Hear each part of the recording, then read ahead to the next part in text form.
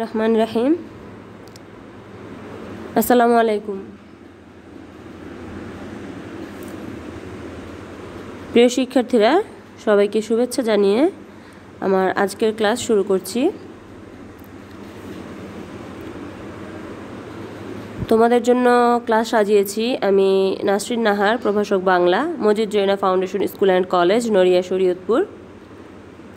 একাদশ শ্রেণীর শিক্ষার্থীদের অর্ধবার্ষিক পরীক্ষার যে সিলেবাস ছিল, তোমাদের কাছে যে সিলেবাস রয়েছে সেখানে যেই গল্প ও কবিতা রয়েছে সেগুলোর আলোচনা ইতিমধ্যে শেষ হয়ে গেছে। তো আজকে আমি নতুন একটি কবিতা নিয়ে আলোচনা করব। তোমাদের সাহিত্য পাঠ বইটি থেকে গদ্য ও পদ্যের যে অংশ রয়েছে সেখান থেকে অর্ধবার্ষিক সিলেবাসের পরবর্তীতে একটি কবিতা, সেই কবিতাটি নিয়ে আজকে আলোচনা করব। আজকের কবিতাটির নাম হচ্ছে তাহারাই পরে মনে। লিখেছেন সুফিয়া কামাল। এটি তোমাদের বইতে 283 পৃষ্ঠায় রয়েছে। প্রথমে আমরা কবিতাটি পড়ি, খেয়াল করো। হে কবি, নীরব কেন ফাগুন যে এসেছে ধরায়, বসন্তে বরিয়া তুমি লবে নাকি তব বন্দনায়। এখানে কবিকে একজন কথক, সে প্রশ্ন করেছেন এবং কবি উত্তর দিয়েছে।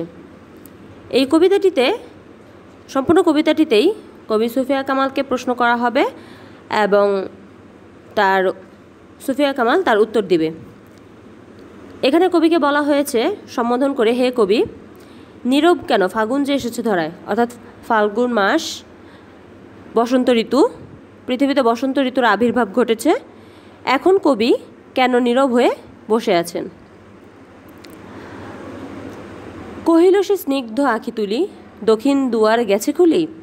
এটা আবার কবি বলছে। এখানে কবির কথা হচ্ছে, কবি তার চোখ দুটো স্নিগ্ধ মলিন হয়ে আছেন। চোখ তুলে কবি জিজ্ঞেস করছেন, প্রশ্ন করছেন, দক্ষিণের দুয়ার গেছে খুলি, মানে দক্ষিণের বাতাস যে বইছে, দক্ষিণ দিকের বাতাস কি শুরু হয়ে গেছে, অর্থাৎ শীত কি চলে গেছে। আমরা জানি শীতের দিনে কোন দিকে বাতাস বয়ে যায়, উত্তর দিকে। এই জন্য বলেছে যে উত্তরের বাতাস কি বন্ধ হয়ে গেছে, সেটা না বলে সে বলেছে যে দক্ষিণ দিক কি গেছে খুলে, অর্থাৎ দক্ষিণের বাতাস কি বহা শুরু হয়ে গেছে, প্রবহমান হচ্ছে। বাতাবি নেবুর ফুল ফুটেছে কি আমের মুকুল, দক্ষিণা সমীর তার গন্ধে গন্ধে হয়েছে কি অধীর আকুল। এগুলো সবই প্রশ্ন, কবির মনের প্রশ্ন। বাতাবি লেবুর ফুল ফুটেছে, আমের মুকুল এসেছে, এগুলো সবগুলোই প্রকৃতির বসন্ত ঋতুর সময় যে প্রকৃতির যে পরিবর্তন আসে। আমরা জানি যে শীতের দিনে কি হয়, শীতের দিনে গাছপালা সব নির্জীব হয়ে যায়, গাছের পাতা ঝরে যায়, গাছের পাতা শুকিয়ে যায়, তারপরে গাছে ফুল থাকে না, গাছের পাতা থাকে না, গাছ একেবারে এমন নীরব নিশ্চুপ হয়ে যায়, দেখে মনে হয় যে গাছ বিরহ হয়ে আছে, গাছ বিষণ্ণতায় ভুগছে। ঠিক তার পরবর্তী মাস, যখন শীতের পরে যখন বসন্ত চলে আসবে, বসন্ত চলে আসলে বসন্তর শুরুতে, ফাল্গুন মাসের শুরুতেই কি হয়ে যায়, শুরু হয় যে গাছে গাছে নতুন পাতা গজায়, গাছের ফুল ফোটে, আমের মুকুল বের হয়ে আসে, দক্ষিণ দিকের বাতাস বয়ে যায়। এই সবগুলোই কবি এই জন্য প্রশ্ন করছে, ও তাহলে কি সত্যিই বসন্ত এসেছে, বসন্ত জন্যই যে অধীর আগ্রহে অপেক্ষা করছিল, সেই জন্যই কবির মনের প্রশ্ন যে কবে বসন্ত আসলো আর কখন থেকে বসন্ত ঋতু শুরু হলো। তখন সেই কথক আবার বলছে, এখনো দেখনি তুমি। কহিলাম, কেন কবি আজ এমন উন্মনা তুমি, কোথা তব নবপুষ্প সাজ। কবিকে এজন্য কথক জিজ্ঞেস করছে, বলছে, কেন তুমি এত উন্মনা, কেন তোমার মন আজকে স্থির নয়। কোথা তব নবপুষ্প সাজ, তবে কি নতুন ফুলের সাজ কি, মানে ও দেখছে না, কবি দেখছে না। তখন কবি কহিল সে সুদূরে চাহিয়া, অলখের পাথার বাহিয়া, তরিতার এসেছে কি, বেজেছে কি আগমনী গান। আবার কবি এখন প্রশ্ন করছে যে অনেক দূরে কবি তাকিয়ে, তারপরে কবি দেখছে সমুদ্রের দিকে, সমুদ্রের পানে চেয়ে কবি দেখছে যে অনেক সুদূরে চেয়ে সেখানে কি সমুদ্র বেয়ে কি তরী আসছে, নৌকা আসছে। তারপরে বেজেছে কি আগমনী গান, অর্থাৎ কবিকে সামনের দিকে এগিয়ে যাওয়ার জন্য, কবিকে সামনের দিকে এগিয়ে নেওয়ার জন্য যে একটি আহ্বান থাকবে, একটি আগমনী সুর বাজবে, সেই সুরটা কি বেজেছে? ডেকেছে কি সে আমারে? শুনি নাই, রাখিনি সন্ধান। কবি এতক্ষণ বলছে যে ও তাহলে কি সে আমাকে ডেকেছে, আমি তো এটা শুনি নাই, আমি সন্ধান রাখিনি। অর্থাৎ কবি এখানে তার নিজের যে নিশ্চুপ হয়ে বসে থাকা, নিজের যে জড়সড় হয়ে আটসাট গিয়ে বেঁধে সে যে নিশ্চুপ হয়ে শীতের দিনের মতো, শীতকালে যেমন মানুষ যেমন জড়সড় হয়ে বসে থাকতে পছন্দ করে বা বসে থাকতে হয়, বসে থাকে, কবি তাকে অনেকটা ওইভাবে বলছেন যে সে হচ্ছে অনেকটা নিশ্চুপভাবে এখনও বসে আছে, তার এখনও আড়মোড়া দিয়ে তার জড়তা এখনও, শীতের পর যে জড়তা কাটবে সেটা এখনও সে কেটে উঠতে পারেনি। কহিলাম, ওগো কবি, রচিয়া লহনা আজো গীতি, বসন্ত বন্দনা তব কণ্ঠে শুনি এমর মিনতি। তখন কবিকে বলছে, কথক বলছে যে আপনি এখন একটি গীতি রচনা করেন, অর্থাৎ কবিকে বলছে কবিতা রচনা করতে। কবিতা রচনা করছে, এটা হচ্ছে আমার মিনতি, আপনি কবিতা রচনা করেন, আপনার কণ্ঠে শুনি। কহিল সে মৃদু স্বরে, নাই হলো, না হোক এবারে, আমারে গাইতে গান বসন্তের আনিতে বরিয়া, রহেনি সে ভুলেনি তো, এসেছে তো ফাগুন সরিয়া। তখন কবি আবার মৃদু স্বরে বলল যে নাই হোক, এবার না হয় কবিতা নাই হোক, এবার না হয় কবিতা নাই বলা হলো, আমারে গাহিতে গান বসন্তের আনিতে বরিয়া, বসন্তকে এবার বলো সরে যেতে, এবং বলো যে ফাল্গুন মাসে বসন্তকে আনার যে বর্ণনা করলে, বসন্ত অপেক্ষা করেনি, ফাল্গুন আসার সঙ্গে সঙ্গে প্রকৃতিতে বসন্ত চলে এসেছে, তারা কি আমার জন্য কি অপেক্ষা করেনি, এটা জিজ্ঞেস করছে। সে ভুলেনি তো, এসেছে তো ফাল্গুন সরিয়া, সে তো আর ফাল্গুন, আর আমি যদি বসে থাকি, এখানে কবি নিজের কথা বলেছে যে সে যদি বসে থাকে তার জন্য তো হচ্ছে বসন্ত বসে নাই, বসন্ত তো ঠিকই যখন সময় হয়েছে, ফাল্গুন এসেছে, সাথে সাথে ফাল্গুন আর বসন্ত একসাথে হচ্ছে তাকে স্মরণ করে চলে এসেছে।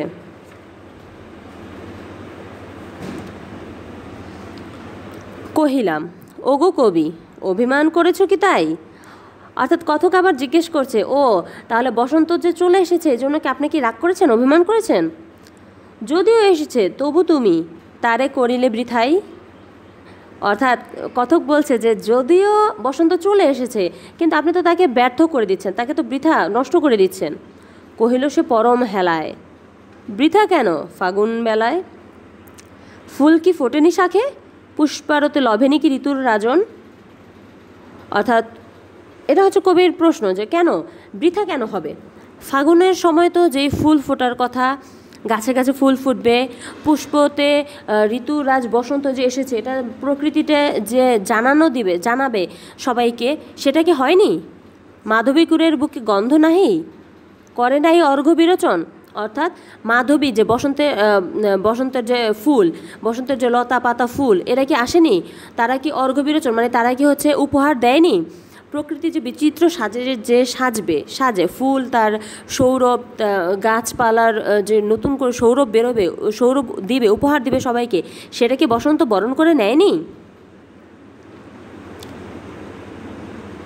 হোক তবু বসন্তের প্রতি কেন এই তব তীব্র বিমুখতা। এটা হচ্ছে কথক বলছে যে ঠিক আছে, বসন্তের প্রতি তো কোনো বিমুখতা কি আছে না নাই। কহিলাম উপেক্ষায় ঋতুরাজে কেন কবি দাও তুমি ব্যথা।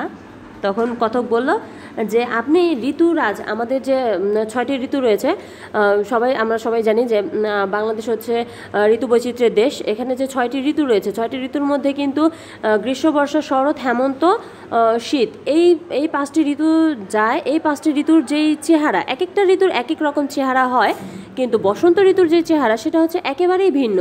এখানে পুরো প্রকৃতি যেন ধুয়ে মুছে পরিষ্কার পরিচ্ছন্ন হয়ে একদম নতুন রূপে সাজে। সেটা কেমন, যেমন যখন শীত চলে আসে তখন কিন্তু সারা বছরে গাছে যেই গাছপালা, ডালপালা, ফুল, প্রকৃতি যেই সাজে থাকে, ধীরে ধীরে ধীরে ধীরে যখন 4টি ঋতুর পরে যখন 5ম ঋতু যখন শীত আসে, তখন কিন্তু গাছপালাকে সবগুলোকে একেবারে নির্জীব করে দেয়। সবগুলো মনে হয় যে প্রকৃতি যেমন যেমন মানুষ মরে গেলে যেমন বাড়িঘর যেমন নিশ্চুপ হয়ে যায়, প্রকৃতি যেন কেমন যেন নিশ্চুপ হয়ে যায়, ঠিক তখন গাছে গাছে পাখিও যেন ডাকে না। ঠিক যখন শীতকালটা চলে যাবে, তখন শীতকালটা চলে যাওয়ার সাথে সাথেই কিন্তু প্রকৃতিটা এমনভাবে সেজে ওঠে যেন বসন্তর শুরুতে, যেটা ফাল্গুন মাস শুরুতে যেটা হয়, যে প্রকৃতির যেন এমন সবুজে ভরে যায় প্রকৃতি। তারপর হচ্ছে গাছে গাছে ফুল ফোটে, গাছে গাছে কোকিল ডাকে, কোকিলের কু সুরে কিন্তু মানুষের মনের মধ্যে কিন্তু জানান দেয় যে বসন্ত এসেছে ধরায়। কহিল সে কাছে সরে আসি, কোহেলি উত্তরি তলে মাঘের সন্ন্যাসী। এখানে বললো যে কুহেলি হচ্ছে কুয়াশার কথা বলা হয়েছে, যে আমাদের মাঘ মাসে যে শীতকালে যে হচ্ছে কুয়াশা হয়, কুয়াশার চাদরে পুরো পৃথিবী, পুরো দেশ যে ঢেকে যায়, সেটার কথা বলা হয়েছে। গিয়াছে চলিয়ে ধীরে পুষ্পশূন্য দিগন্তের পথে। তাহলে সেই মাঘের সন্ন্যাসী অর্থাৎ মাঘ মাসের যে কুয়াশার চাদরে যে দেশ যে ছেয়ে গিয়েছিল, আমাদের প্রকৃতি যে ছেয়ে গিয়েছিল, চাদরে যে ঢাকা পড়ে গিয়েছিল, সেটা কি তাহলে ধীরে ধীরে কি সরে গেছে? দিগন্তের পথে কি সে হারিয়ে গেছে? রিক্ত হস্তে তাহারেই পরে মানে ভুলিতে পারি না কোনো মতে। একদম লাস্ট ফিনিশিংয়ে দেখো, এটা হচ্ছে কেমন কথা আমি বলি। এই লাস্ট ফিনিশিংটা দিয়ে হচ্ছে কবির পুরো কবিতাটার একটা মূল কথাটাতে হচ্ছে মনোযোগ দেওয়া যায়, দৃষ্টি দেওয়া যায়। সেটা কিভাবে? প্রকৃতি যেমন সারা বছর পরে শীতকালে এসে নির্জীব নিশ্চুপ হয়ে যায়, এবং এই নির্জীব নিশ্চুপ হয়ে যাওয়ার পরেই যখন বসন্ত আসে, তখন যেমন প্রকৃতি আবার নতুন করে সাজে, নতুন করে বাঁচতে শেখায়।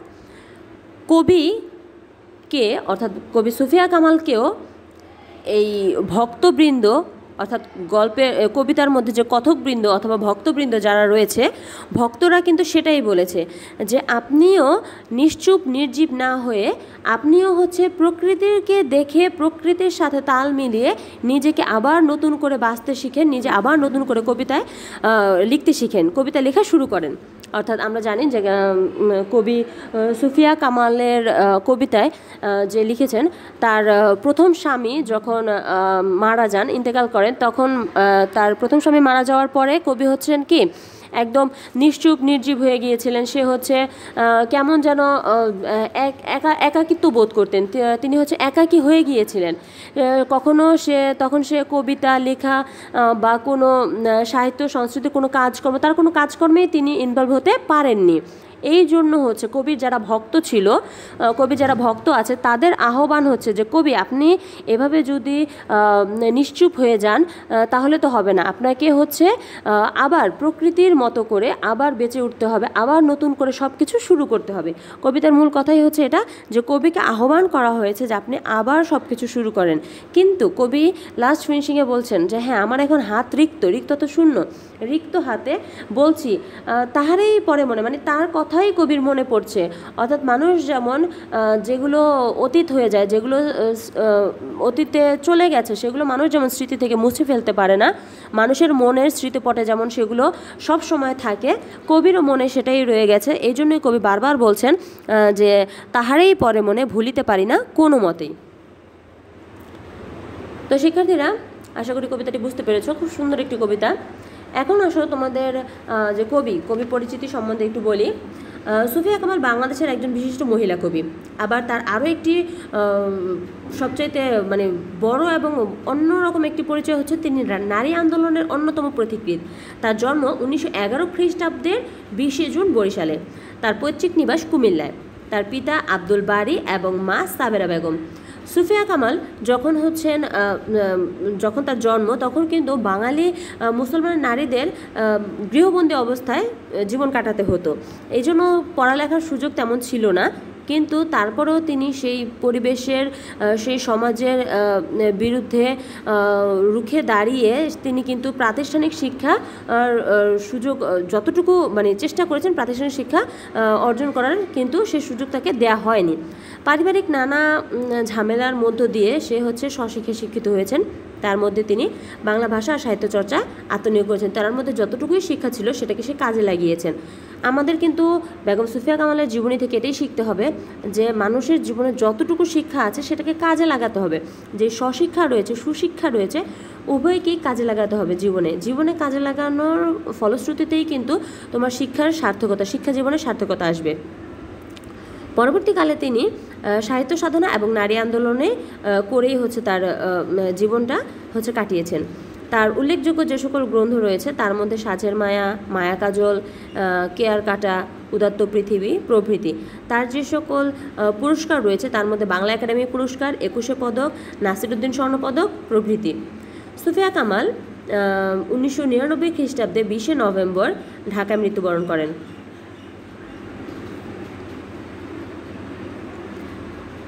এরপরে দেখো তোমাদের বইতে যে শব্দার্থ টিকা রয়েছে এগুলো আমার পড়ার কিছু নেই, এগুলো তোমরা সব পড়বে, কারণ শব্দার্থ টিকা পড়লে কবিতা বুঝতে অনেক সহজ হয়। আমি যেভাবে কবিতাটা বুঝিয়েছি আশা করি বুঝতে পেরেছো। তারপরও যদি কোনো সমস্যা থাকে তোমরা অবশ্যই শব্দার্থগুলো পড়বে। শব্দার্থগুলো পড়লে হবে কি তোমাদের এই কবিতার যত খুঁটিনাটি বিষয় রয়েছে সেগুলো জানতে পারবে, এবং যদি কোনো বোঝার কোনো সমস্যা থেকে থাকে তাহলে শব্দার্থ ও টিকা থেকে তুমি সেগুলো পেয়ে যাবে। তো শিক্ষার্থীরা, তোমাদের বইতে যেই শব্দার্থ ও টিকা রয়েছে এগুলো দেখো, এগুলোর মধ্যে তোমাদের কোনো প্রশ্ন বা কোনোটা যদি বুঝতে সমস্যা মনে হয় তাহলে আমার সাথে যোগাযোগ করবে। আর খুব সহজ সুন্দর একটি কবিতা, তাহারই পরে মনে। পাঠ পরিচিতি একটু দেখো, সেটা হচ্ছে যে তাহারই পরে মনে কবিতাটি 1935 খ্রিস্টাব্দে প্রথম মাসিক মোহাম্মদী পত্রিকায় প্রকাশিত হয়। এটা কিন্তু তোমার এমসিকিউর জন্য প্রয়োজন হবে। অনেক সময় দেখা যায় এগুলো তোমাদের জ্ঞানমূলক প্রশ্ন অর্থাৎ সৃজনশীলের কতেও কিন্তু এই প্রশ্নগুলো থাকে, যে কোন পত্রিকায় প্রকাশিত হয়েছে, অথবা প্রথম কত খ্রিস্টাব্দে প্রকাশিত হয়েছে, অথবা প্রথম কোথায় কোন পত্রিকায় প্রকাশিত হয়েছে। উত্তর আসবে 1935 খ্রিস্টাব্দে মাসিক মোহাম্মদী। এই কবিতায় প্রকৃতি ও মানব মনের সম্পর্কের একটি গুরুত্বপূর্ণ দিক তাৎপর্যময়। এখানে তোমরা এই পাঠ পরিচিতিটা পড়বা, পড়ে আমি যে মূল ভাবটা তোমাদেরকে বুঝিয়েছি দেখবা, সেটার সাথে তুমি এটাকে মেলালে হবে কি তোমার বুঝতে সুবিধা হবে। কারণ আমি কিন্তু দুইভাবেই বলেছি, প্রকৃতির জীবনের সাথে মানব জীবনের যে মিল, মানুষের জীবনের, এখানে কবি তার নিজের কবিতাতেই লিখেছেন, এখানে প্রকৃতির সাথে তার নিজের ব্যক্তি জীবনের যে মিল রয়েছে সেই মিলটাকেই কিন্তু এখানে ব্যাখ্যা করা হয়েছে। আমরা জানি প্রত্যেকটা মানুষেরই জীবনের যখন তার সেই সঙ্গী যাকে ছাড়া হচ্ছে জীবনের অনেকটা অংশ হচ্ছে ব্যর্থ মনে হয়, জীবনের সেই জীবন সঙ্গী যে হচ্ছে তার জীবনের অর্ধেক অংশ, সে যদি হারিয়ে যায়, সে যদি মারা যায়, সে যদি কোথাও দূরে চলে যায়, তাহলে কিন্তু মানুষের জীবন কিন্তু অনেক মানে ব্যর্থ মনে হয়, অনেকটা মনে হয় যে সে যেন সবটা হারিয়ে ফেলেছে। আর সেখান থেকে সেই পরিস্থিতি ওভারকাম করে পরবর্তী জীবনে বাঁচার জন্য যে পথ চলা, সেটা কিন্তু করতে হয় কারো না কারো অনুপ্রেরণা যদি মানুষ না পায় তাহলে কিন্তু পরবর্তী জীবন চলা তার জন্য সত্যিই অনেক কষ্টের হয়। এই জন্য তাহারই পরে মনে কবিতাটির মূল কথাটাই হচ্ছে এটি, যে কবিকে তার সেই কষ্টের জীবন থেকে বেরিয়ে এসে নতুন করে বাঁচার জন্য তার ভক্তকুল অর্থাৎ আমরা যারা পাঠক শ্রেণীর রয়েছি আমরা সবাই হচ্ছে কবিকে আহ্বান করেছে যে কবি যেন আবার নতুন করে জীবন শুরু করে।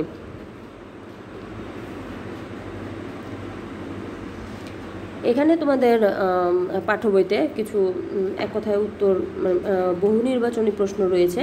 এই বহু নির্বাচনী প্রশ্নগুলো তো হচ্ছে যে তোমাদের সৃজনশীল প্রশ্নের পাশাপাশি এই বহু নির্বাচনী প্রশ্নগুলোও তোমরা পড়বে, কারণ তোমাদের যেই কবিতার অংশ বা ফার্স্ট পেপারে যে অংশ রয়েছে সেখানে কিন্তু তোমাদের কিন্তু সবগুলো মিলিয়েই পরীক্ষা হবে।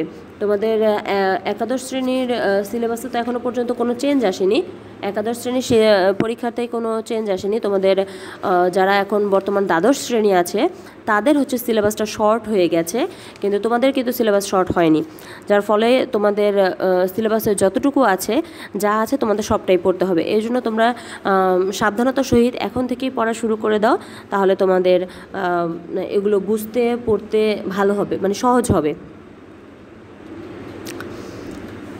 এখানে এমসিকিউ অনেক আছে তোমাদের গাইডে, তোমাদের বইতে দেখবে তোমরা। এখানে আমি 3-4টা এমসিকিউ আছে তোমাদের বোর্ড বইতে, আমি সেটাই দিয়েছি। উত্তরী শব্দের অর্থ কী? উত্তরী শব্দের অর্থ হচ্ছে যে এটা তোমাদের শব্দার্থের মধ্যেই রয়েছে। এখানে চাদরকে বোঝানো হয়েছে, উত্তর দিকের যে কুয়াশা ঢেকে গিয়েছিল এখানে সেই চাদরকে বোঝানো হয়েছে। কহিল সে স্নিগ্ধ আঁখি তুলি, চরণটিতে স্নিগ্ধ আঁখি বলতে কি বোঝায়? এখানে স্নিগ্ধ আঁখি বলতে বোঝানো হয়েছে যে কবির যে চোখে যে এটা কোনটা হবে, মায়াবী দৃষ্টি হবে, মায়াবী দৃষ্টির কথা বলা হয়েছে। 3, নিচের কোন চরণটিতে উদ্দীপকের ভাবের প্রতিফলন ঘটেছে? তাহারেই পরে মনে ভুলিতে পারি না কোনো মতে। এখানে উদ্দীপকটি পড়ো। শাহজাহানের অমর সৃষ্টি তাজমহল, তাজমহলকে ঘিরে আছে তার প্রাণপ্রিয় স্ত্রী মমতাজের স্মৃতি। হ্যাঁ, গুড। তাই পৃথিবীর সমস্ত সৌন্দর্য একত্র করে তিনি সাজিয়েছেন প্রিয়তম স্ত্রীর সমাধি। অর্থাৎ শাহজাহান যেমন তার স্ত্রীকে ভুলতে পারছেন না, কবি ঠিক তেমনি তার আপনজনকে ভুলতে পারছেন না, এজন্যই বারবার বলেছেন তাহারেই পরে মনে ভুলিতে পারি না কোনো মতে। 4, শাহজাহান ও সুফিয়া কামালের আচরণের ভিন্নতা থাকলেও বলা যায় উভয়ই কি? বলা যায় উভয়ই, এখানে আবেগময়ী, স্মৃতিকাতর ও প্রেমময়। হ্যাঁ, প্রেমময়ী বলো বা প্রেমময় বলো, যেটাই। হ্যাঁ, দুজনেই স্মৃতি নিয়ে বসে আছেন এবং দুজনেই প্রেমময়।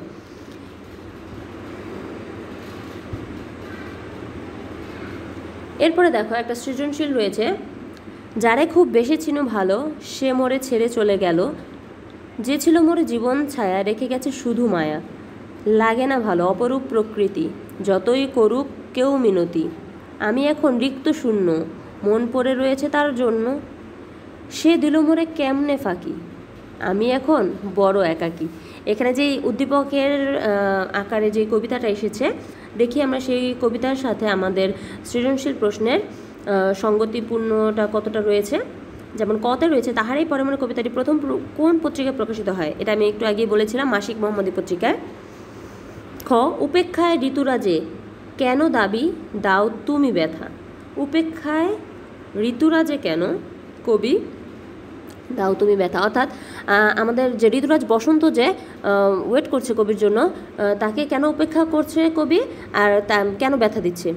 উক্তিটি দ্বারা বসন্তের প্রতি যে কবির যে উদাসীন যে একটা ভাব, সেটাকে ব্যাখ্যা করা হয়েছে। এখানে তুমি এটুকু বললেই হবে যে এখানে কবির উক্তিটি দিয়ে কী বোঝানো হয়েছে বলছে না, এখানে বলবে যে উক্তিটি দিয়ে কবির মনে যে উদাসীন ভাব সেটাকে বোঝানো হয়েছে। তারপরে ব্যাখ্যা করবে হচ্ছে কিভাবে, যে প্রকৃতির বসন্ত আসছে, কিন্তু কবি এখনও বলে যে বসন্ত কি এসেছে, দক্ষিণের বাতাস কি বয়েছে, গাছে গাছে কি ফুল ফুটেছে। কবি এই যে বারবার প্রশ্ন করছে, তার মানে কবি এতটাই উদাসীন যে কবি যে প্রকৃতির এত পরিবর্তন হয়ে গেছে, প্রকৃতিতে যে বসন্ত চলে এসেছে, কবি এটা এখনও খেয়ালই করেনি, এই জন্য বলেছে যে উপেক্ষা করছে কবি। গ, উদ্দীপকে তাহারেই পরে মনে কবিতার কোন দিকটি প্রকাশ পেয়েছে ব্যাখ্যা করো। এখানে কবির যে ব্যক্তি জীবনের দুঃখ কষ্টের কথাই প্রকাশ পেয়েছে। এখানে তাহারেই পরে মনে কবিতার যেহেতু কবি বারবার বলছে তাহারেই পরে মনে ভুলিতে পারি না কোনো মতে, তার মানে হচ্ছে কি কবির যে ব্যক্তি জীবনে যে মনে যে কষ্ট রয়েছে, ব্যক্তি জীবনে যে দুঃখ বেদনা রয়েছে, সেই দিকটি প্রকাশ পেয়েছে। তখন ব্যাখ্যা করতে যে তুমি বলবে প্রকৃতির ব্যাখ্যাও দিবে, তুমি তার প্রিয়জনের যে মৃত্যু ঘটেছে, মৃত্যুর পরে যে কবির যে মনে যে ব্যথা রয়েছে, এখানে তুমি সেই ব্যাখ্যাটাও দিবে। ঘ, উদ্দীপকটি তাহারেই পরে মনে কবিতার সুরকে প্রকাশ করতে পারেনি, তোমার মতের পক্ষে যুক্তি দাও। উদ্দীপকের মধ্যে যে তাহারেই পরে মনে কবিতায় যে টোটাল কথাটা ছিল, এটা কি সম্পূর্ণটা প্রকাশ করতে পারেনি, তোমার মতের পক্ষে যুক্তি দাও। হ্যাঁ, ঠিক আছে, সম্পূর্ণটা প্রকাশ করতে পারেনি। কারণ কি? কারণ হচ্ছে এখানে কিন্তু বলা হয়েছে যে প্রকৃতির অপরূপ সৌন্দর্যের কথা বলা হয়েছে, যারে কবি বেশি ছিল ভালো, সে মরে ছেড়ে চলে গেল, এখানে প্রকৃতির কথা বলেছে। আর এখানে শুধুমাত্র কি যে তাকে যে রেখে চলে গেছে, এক অংশ আর কি ব্যাখ্যা করা হয়েছে এখানে, যে প্রকৃতির যে ছন্দের সুরে ফুটিয়ে তুলবে এটাই প্রত্যাশিত। কিন্তু কবিমন যদি কোনো কারণে শোকাচ্ছন্ন বা বেদনায় কাতর হয়, তখন কিন্তু প্রকৃতি তার সমস্ত সৌন্দর্য সত্ত্বেও কবির অন্তরকে স্পর্শ করতে পারে নাই। তাহারই পরে মনে কবিতায় কবি প্রিয়জন হারানোর বেদনায় ভারাক্রান্ত। আর এখানে এই কবিতায় কবি তার স্বামীর মৃত্যুতে, অকাল মৃত্যুতে যে শোকে বিহ্বল, শোকে কাতর, সেটাই সে তার দুঃখ কষ্টের কথাটা এখানে অনেকটা ব্যাখ্যা করেছেন। ব্যক্তি জীবনে যে তার ব্যক্তি জীবন ও কাব্য সাধনার ক্ষেত্রে যে তার দুঃসহ বিষণ্ণতা চলছিল, সে যে রিক্ত, এই জন্য সেই রিক্ততার যে একটা হাহাকার রয়েছে, সেই সুরটি এখানে ব্যাখ্যা করা হয়েছে।